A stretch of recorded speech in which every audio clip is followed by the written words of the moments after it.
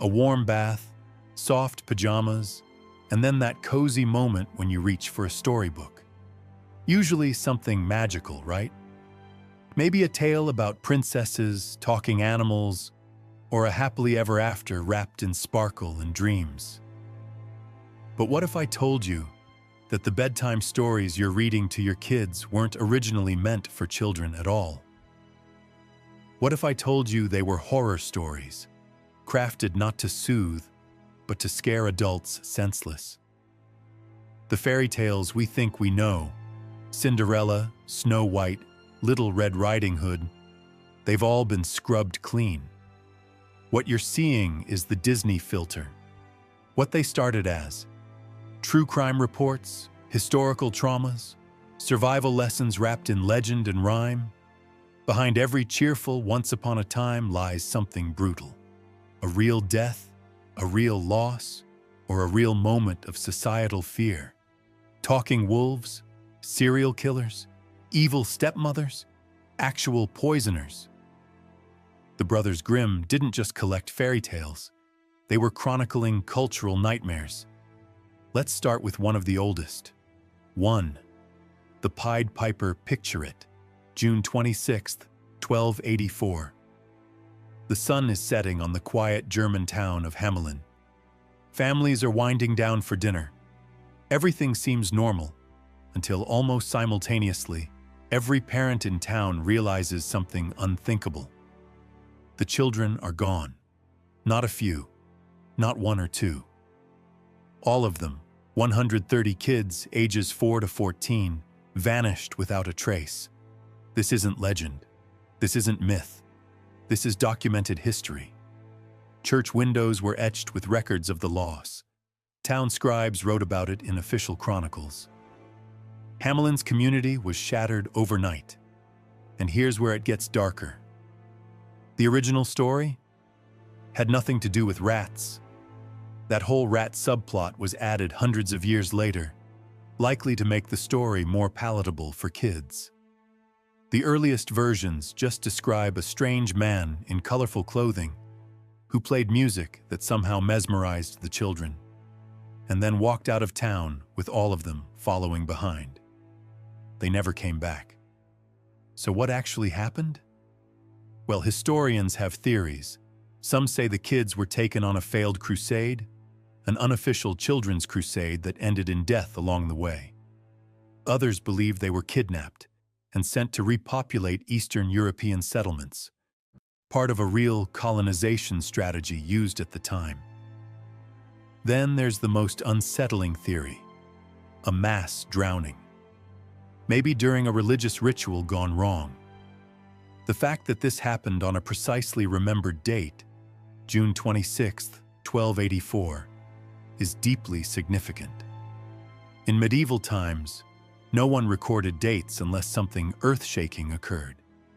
This wasn't a local tragedy. This was the tragedy.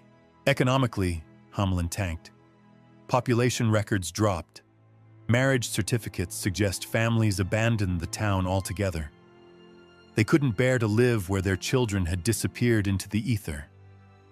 And here's a detail that has endured for centuries. There's still a street in Hamelin called Bungalowsenstrasse, the street without drums. Local legend says no music is ever played there. Why? Because that was the path the children walked as they left the town forever. The fairy tale version of the Pied Piper? It's a bedtime story about pest control. The real version? It's one of Europe's most documented mass disappearances. 2. Little Red Riding Hood. Let's jump ahead to 1764 in south-central France. Something, or someone, begins hunting people in the forests of Gévaudan. This isn't metaphorical. This is real, and it's vicious. Over 3 years, more than 100 people were attacked and killed, mutilated in gruesome ways. Locals named it La Bête du Gévaudan, the beast of Gévaudan. Witnesses described a creature the size of a calf, with reddish fur, sharp claws, and jaws powerful enough to tear off a human head in one bite.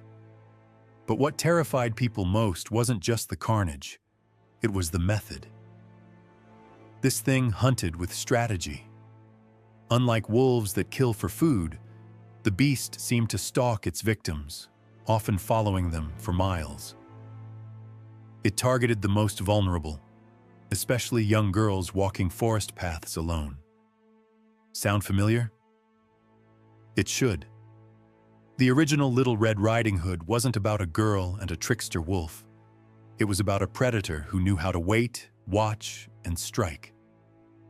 King Louis XV got so spooked by the growing death toll that he sent professional hunters with bounties to kill the creature. Newspapers across Europe covered the story. People were afraid to send their children out for chores. Here's the kicker. Many of the victims were doing exactly what Little Red does in the story. Girls between 8 and 16, carrying food baskets to relatives. Sound like a coincidence? There's even a documented survivor, Marie-Jeanne Vallée. At 19, she fought off the beast with a spear while delivering food to her family. Her testimony is chillingly similar to the fairy tale. A lone girl, a forest path, and something waiting in the shadows. Now, let's talk about the story we think we know. In Charles Perrault's 1697 version, there's no happy ending. The wolf doesn't get chopped open by a hero. Instead, he tricks Red into eating her own grandmother and then devours her too. That's it. No redemption. Just death and deceit. And here's the thing. Wolves like this did exist in the historical record. Church archives across France, Germany, and Eastern Europe are filled with reports of wolves entering villages, snatching children, and vanishing into the woods. The big bad wolf wasn't a cute metaphor. It was a very real warning. Medieval parents used these stories to drill safety into their kids. Don't talk to strangers. Don't walk alone. Don't ever trust someone who asks you too many questions. Red Riding Hood wasn't a fairy tale. It was a medieval version of an Amber Alert. 3. Hansel and Gretel. Between 1315 and 1322, Europe was slammed by the Great Famine, a 7-year catastrophe that wiped out crops, killed livestock, and pushed entire regions to the brink of collapse. And in those years, something truly harrowing became terrifyingly normal. Parents abandoning their children in the forest. This wasn't out of cruelty. It was survival math. With grain prices soaring and no end to the hunger in sight, families made horrifying choices. Feed the whole family and risk all starving, or let the youngest ones go. Records from that time confirm it. Legal documents from across Europe detail hundreds of cases of child abandonment. Parents would walk their children deep into the woods under the pretense of foraging or visiting someone, then leave them. Sometimes with scraps of food, sometimes with nothing. Sound familiar? Now consider the cannibalism angle in Hansel and Gretel. It wasn't symbolic. It wasn't fantasy. It was real.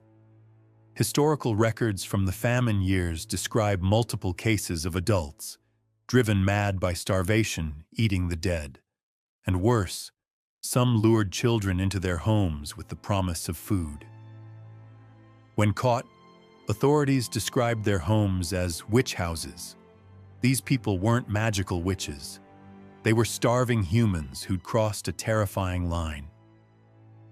When the Brothers Grimm recorded their version of Hansel and Gretel in the early 1800s, they were working in a post-war Germany still traumatized by famine and destruction. Their stories weren't random. They were cultural memory, warnings passed down from generations that had faced the edge of extinction. Even the breadcrumbs? Not made up.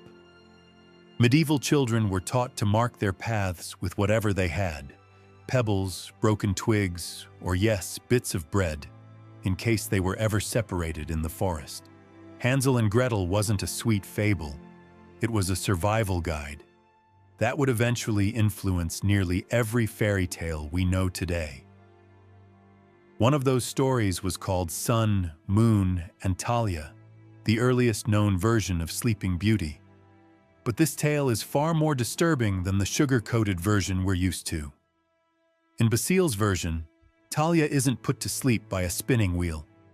Instead, a splinter of flax lodges under her fingernail, causing her to fall into a deep, death-like coma. Her father, heartbroken, lays her in a remote castle in the woods, locks the doors, and leaves her there, essentially abandoning her lifeless body like a forgotten relic. Then things get horrifying. One day, a powerful king passes by the castle.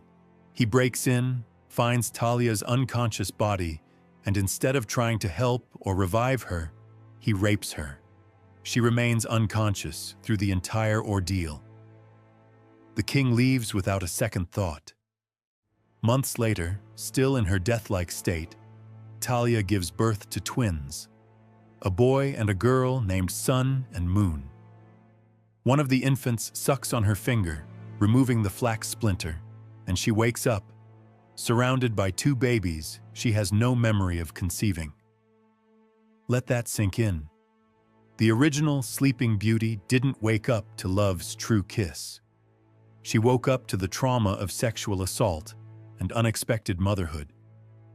The king eventually returns and decides to take Talia and the children back to his palace. But now the story shifts from tragedy to full-blown horror. The king's wife finds out about the affair and, in a jealous rage, orders the cook to kill the twins and serve them to the king for dinner. The cook, unable to go through with it, hides the children and substitutes goat meat. But the queen isn't finished. She orders Talia to be burned alive. The king intervenes just in time, has his wife executed, and marries Talia. The story ends with a disturbing line: "Those who have luck may find happiness even in their sleep." This isn't a love story. It's a brutal reminder of how powerless women could be in medieval society, how their bodies could be exploited even in death, and how violence was often repackaged as romance in folklore. The fairy tale we know today was cleaned up over centuries. By the time Disney got to it, all the rape, murder, cannibalism, and infanticide had been scrubbed away. What remained was a hollow shell of the original, a sanitized fable with a magical kiss and a happy wedding. But the roots of Sleeping Beauty are rotted with abuse and betrayal, and understanding that changes everything about how we view the story. 6. Beauty and the Beast. We tend to think of Beauty and the Beast as a tale about love that transcends appearances. But dig a little deeper, and you'll find it's rooted in a far darker history, one involving captivity, arranged marriage, and the psychology of grooming. The original story wasn't about a girl falling in love with a misunderstood monster. It was about a young woman being forced to live with a terrifying creature as punishment for her father's mistakes. In many early versions, Beauty's father is a merchant who stumbles upon the Beast's castle while seeking shelter. He steals a single rose for his daughter, and in doing so, triggers the Beast's wrath. The penalty? The life of one of the merchant's daughters. Beauty volunteers to take her father's place, a noble act, but one born from fear, not choice. She's taken to the castle, where she's isolated, constantly watched, and pressured to marry the Beast. Sound romantic? It's not. Modern psychologists would recognize this dynamic as classic coercive control. Beauty is cut off from her family, dependent on her captor for food and safety, and gradually convinced that her only escape is to love the Beast. What's even more troubling is how the story rewards this behavior. When Beauty finally agrees to marry the Beast, he transforms into a handsome prince. The message? If you love your abuser hard enough, he'll change. But the real inspiration for the tale may have been even more grotesque. In 16th century France, there was a man named Petrus Gonsalvus who suffered from a condition called hypertrichosis, a rare genetic disorder that caused excessive hair growth all over his body. He looked, quite literally, like a beast. Petrus was captured as a child and given as a gift to the French king. He was treated as a curiosity, educated, dressed in noble clothing, but still paraded around like a pet. The king arranged a marriage between Petrus and a beautiful woman named Catherine, reportedly without giving her a choice. They ended up having children, some of whom inherited Petrus's condition. Their family became a living fairy tale, part spectacle, part cautionary tale. Some scholars believe this real-life story was the basis for Beauty and the Beast. So when we tell our children this story, we're not sharing a tale of unconditional love. We're sharing a tale of forced marriage, bodily difference, and the disturbing idea that Stockholm Syndrome is romantic. 7. Rumpelstiltskin.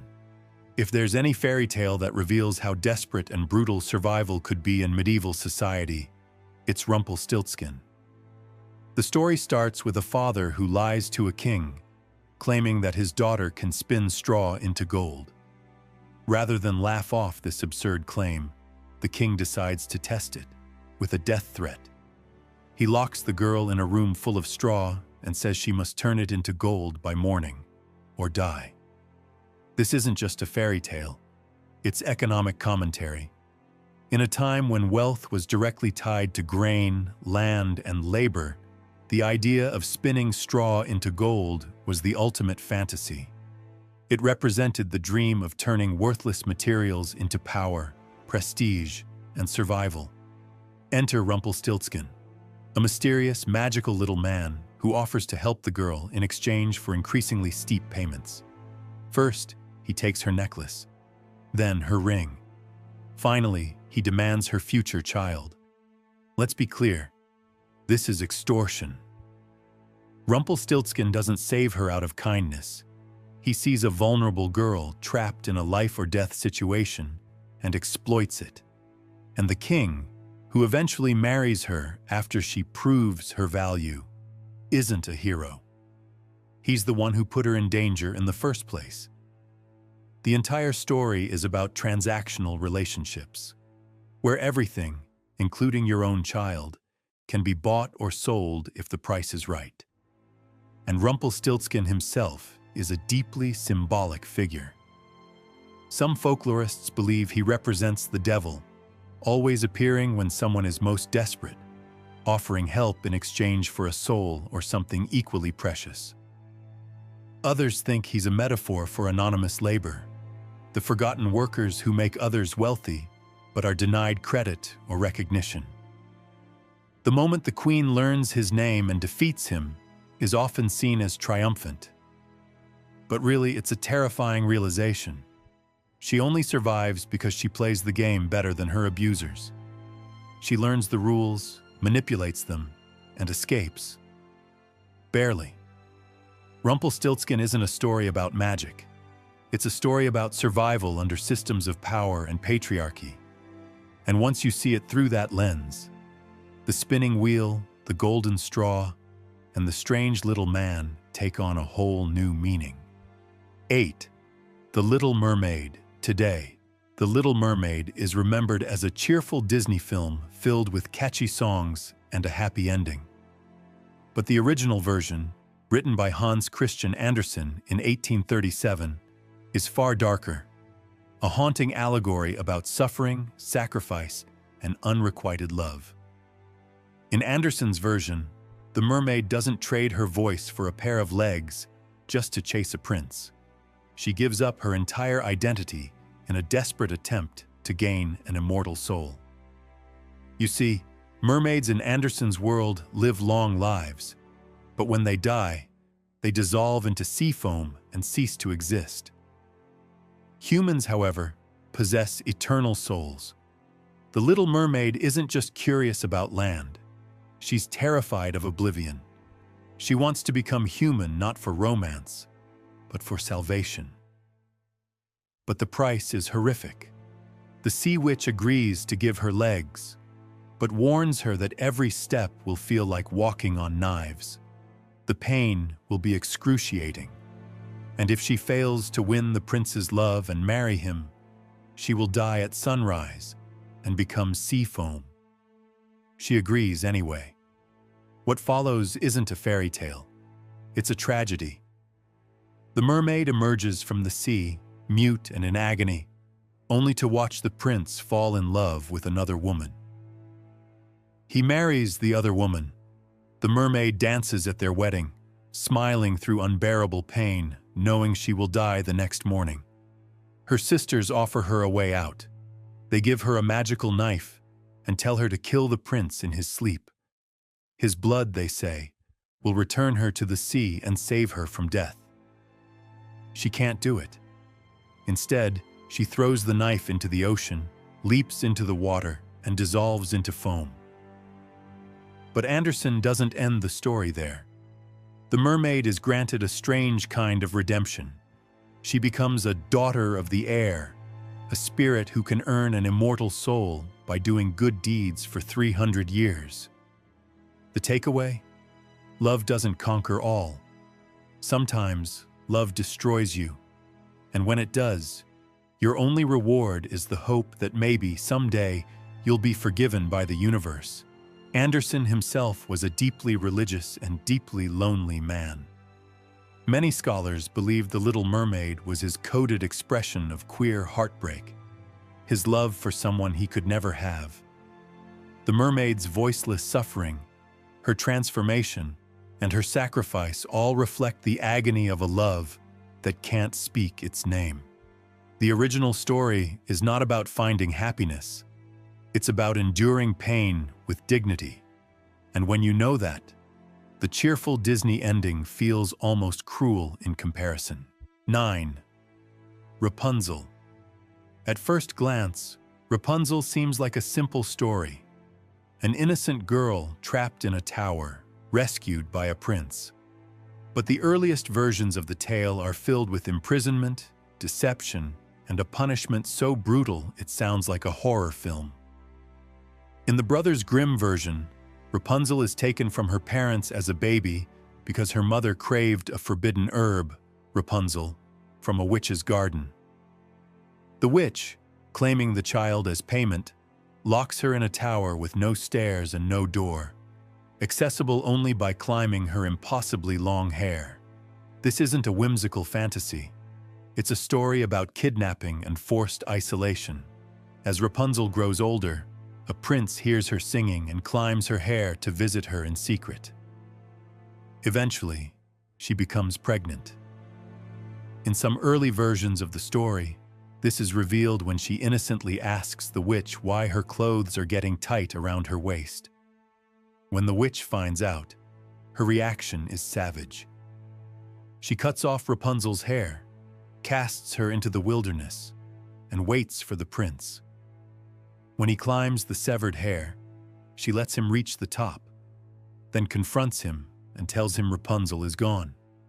In his despair, he jumps from the tower and lands in a thorn bush, which blinds him. Meanwhile, Rapunzel gives birth to twins alone in the wilderness, surviving off roots and water. Eventually, the blind prince stumbles upon her. Her tears fall into his eyes and miraculously restore his vision. The two are reunited and live happily ever after, but only after enduring physical suffering, separation, and near-death experiences. The original message? Love comes at a brutal cost. And more importantly, freedom, especially for women, must be fought for, not given. Rapunzel wasn't just a trapped maiden. She was a prisoner of control, purity, and fear, an embodiment of how society tried to keep women isolated, obedient, and untouched. Even the symbol of her hair, often seen as her most magical attribute, can be viewed differently. In early Christian and medieval thought, A woman's long, uncovered hair was linked to temptation and shame. By cutting it, the witch isn't just punishing Rapunzel, she's symbolically shaming her for her sexuality. The fairy tale's deeper meaning is less about love and more about rebellion. Rapunzel escapes, she survives, and that, in a world of locked towers and moral judgments, is the real miracle.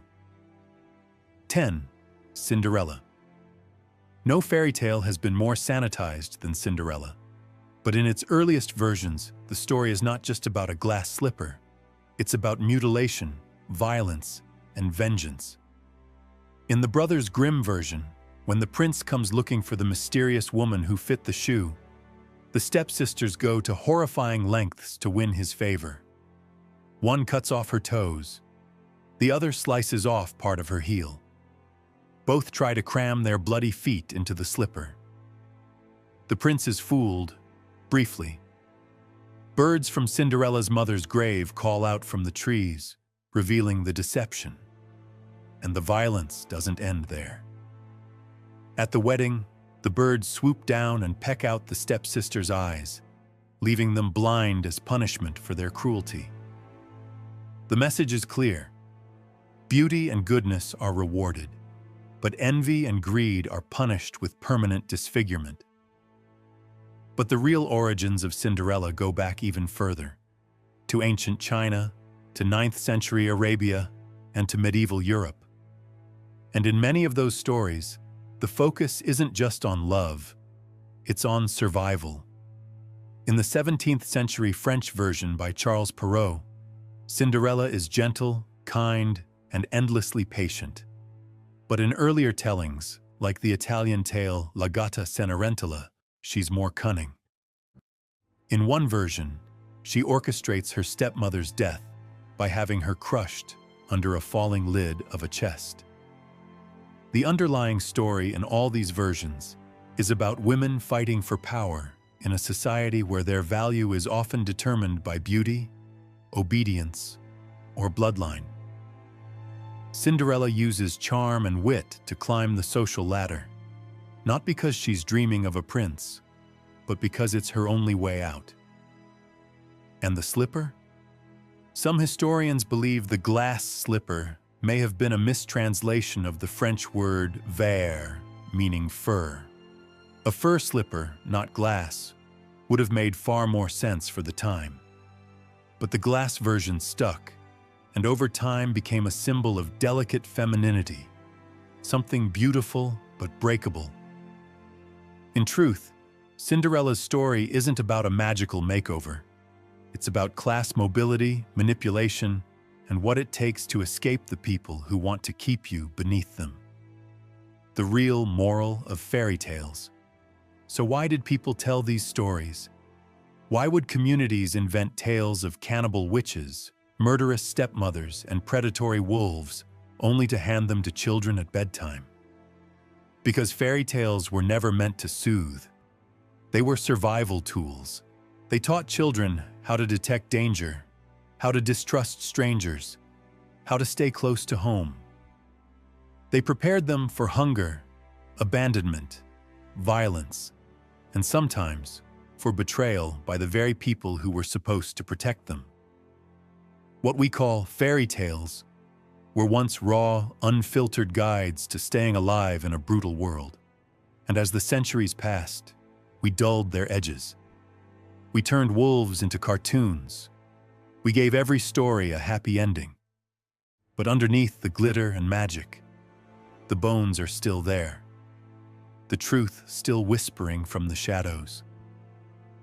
The next time you open a storybook or hear the words "Once Upon a Time," remember, you're not just hearing a fantasy. You're holding a piece of real history. A coded message from the past, wrapped in metaphor, blood, and warnings. Fairy tales don't just show us who we were. They remind us of what we had to survive.